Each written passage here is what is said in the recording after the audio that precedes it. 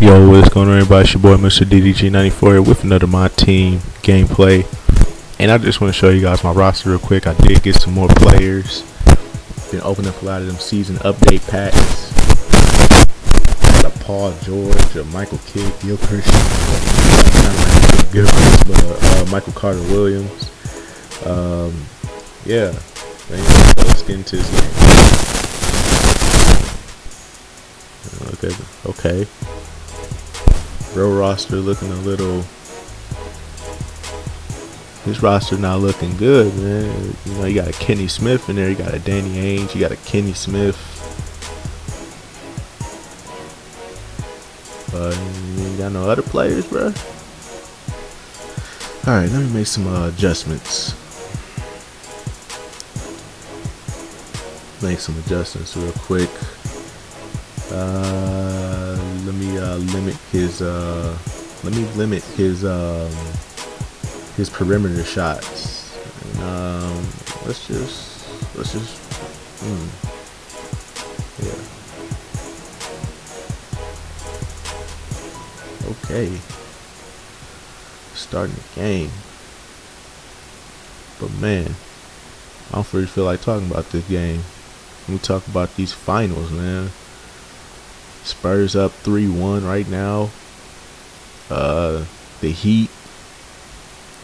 I picked the Heat to win, and it looks like they're not gonna win.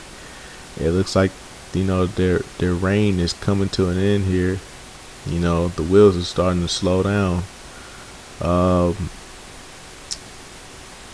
thing I don't like that people are assuming right now is that the Heat have played more miles on this have played more time, have played longer in 4 years than the Spurs have. To me, I don't believe in that excuse. That's an excuse. That's not a legitimate excuse though, as to why the Heat have just fumbled at this point. That does not give me that's not a good indication of what has happened to the Miami Heat. What I think, cause the reason why I say them playing so many minutes it's not really a true excuse, is because not everybody was on that team all 4 years. You know, LeBron, I can understand. Dwayne Wade, his body's been breaking down, so it's understandable. Chris Bosh has actually been consistent, if I must say so myself. I feel like I've always said Chris Bosh was the most consistent Miami Heat player. You know, the first year, the second year, the third year before that game 7, when he just didn't, you know, he didn't come through with them. He didn't come through with any points. I felt like that was like his most inconsistent game. But like his first year and the second year, he was very consistent. He's been the most clutch player for that team. And I feel like, you know, using the minutes excuse doesn't mean anything, because not a lot of players were on these teams for all 4 years. Shane Battier came the second year of the Heat, of the big three Heat being together. Ray Allen came in last year. And, you know, like, it don't matter. Like, it don't matter to me. Like, Norris Cole, all of them, they came in. You know, the team has not been the same. It's always changed. There's always been one player removed and one player put here and one player put here. You know, that comes to the team and whatever. You know, yeah.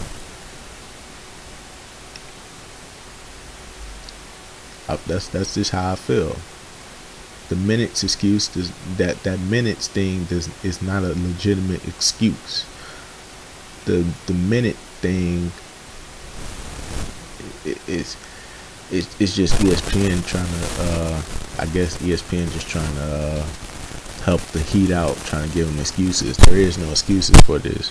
I've been saying this when the playoffs started. I said the Spurs look like that team that will not be denied said it.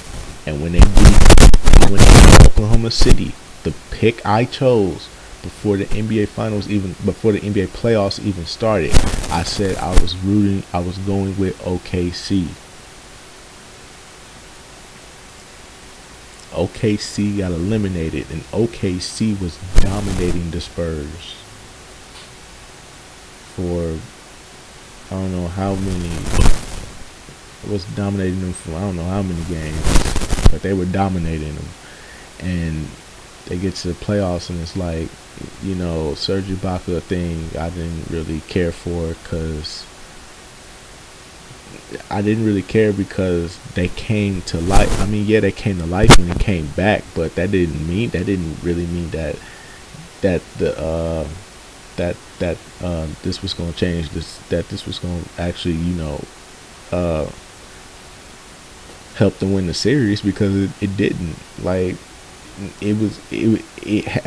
I felt like Oklahoma wasn't playing like Oklahoma. That's just how I felt. I felt like Oklahoma never played like Oklahoma. Oklahoma of 2012 was looking like a juggernaut. Like they were on, like this was just a young team that you just could not match up with. And it's like now, you know, with I just still say that with James Harden gone, I say this every day. Every time somebody asks me about OKC, I'd be like, well, with James Harden gone, this just makes OKC a little weaker. Because when they had James Harden, like, could you just imagine OKC if they still had James Harden and they never traded away Jeff Green? Could you imagine how dominant the OKC would be right now at this point?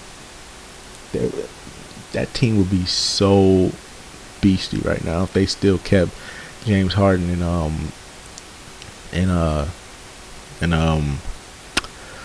and Jeff Green. I mean, you gotta. If you're trying to build a championship contender, you have to give players that feeling that the money is not important as winning the championship. What do you want more? You want money right now? I mean, you're in the midst of your prime right now. Like, you gonna get your money eventually. But as of right now, let's be champions. Let's show the people what you're made of. Would you rather have a championship on your resume, or would you rather just be that guy that just scores an abundance of points and have nothing to show for it? That's what I would have said if I was Oklahoma City management, instead of just trading away players for no apparent reason. Like, I would have at least gotten in their heads and said, let's be champion. Prove. I would have been like, prove that you deserve the money. Prove that you deserve the money. Be a champion. To deserve this money, you have to be a champion. That's how I feel. Like, because if I was running OKC, that's what I would have said. I would have tried to get them to believe in winning before the money, because they gonna get their money. I mean, they still young. They were so young and still in their prime. Like, I felt like getting rid of Jeff Green was like a bad move.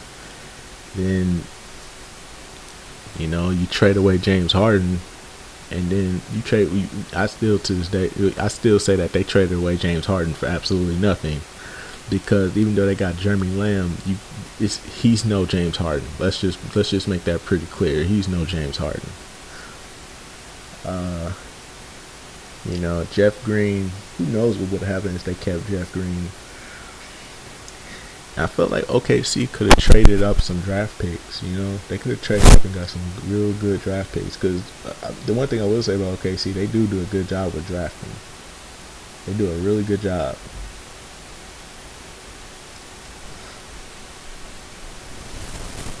But anyways, though, man, with the Spurs and the Heat, man, this series is over.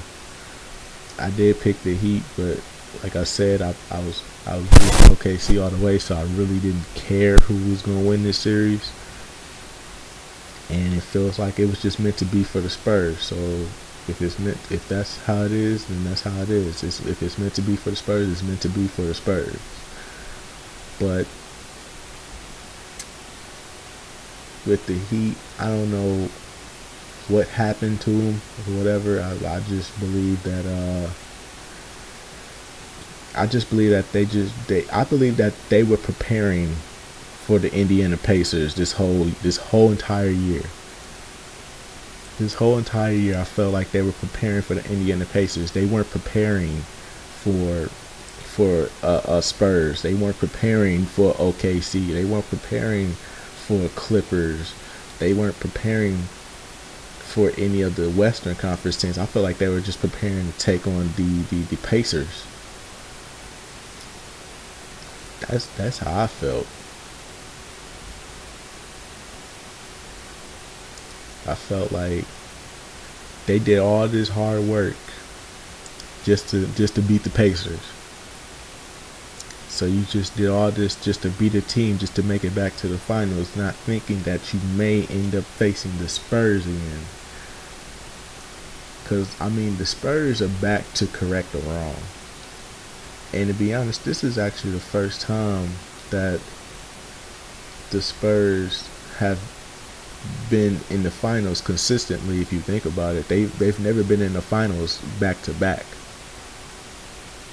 Like, you look at their whole tenure of being of that team, they've never been a back-to-back, finals team. This is the first time they've ever done this. So they were not playing any games because they don't normally come back in the NBA Finals. But with that being said, if they win, Timmy gets his 5th ring, and I'm pretty sure he doesn't want to go after Michael because he's already considered one of the top, 10, 12 players in league history at this point. Like, Timmy can basically just retire now. I really do want him to retire after this year because I don't like seeing great players play till the wheels fall off. I hate seeing that. I don't like that. Allen Iverson was one of my favorite players, but when he started depleting and he just started his numbers just started depleting little by little every year, and it's just like, there was some points where I wanted him to come back, but then I thought about it and I was just like, nah, bro, you just need to retire, bro. You put your body through too much at this stage to even consider, to keep playing, basically. So, I mean, with Tim, I feel like, don't play till the wheels fall off. Play till play till you're satisfied, man. I mean, a 5th championship, a lot of people don't come up on these, I feel like he should just take his 5th championship and leave. But Greg Popovich, on the other hand, no, he can't leave. You know why I say he can't leave? Remember the Chicago Bulls of the 1990s? Remember that team? Remember Scottie Pippen, Michael Jordan, Dennis Rodman, Steve Kerr, and all them? That team was a beast. And I remember Michael Jordan in an interview, he said he never wanted that team to break up because that team has never lost. That team was still on top of the mountain, and for it to just dismount like that, and for Phil Jackson to just end up, obviously leaving and going to the Lakers, that's why I've never really been a big fan of Phil Jackson. I've always said he's the greatest coach of all of NBA history, but he leaves teams when they're done instead of like trying to build off of that and try and make a new dynasty out of that team. And that's what I don't want Greg Popovich to be. But yeah, that's the game. We went by 20. I'll see you guys in the next video. Peace.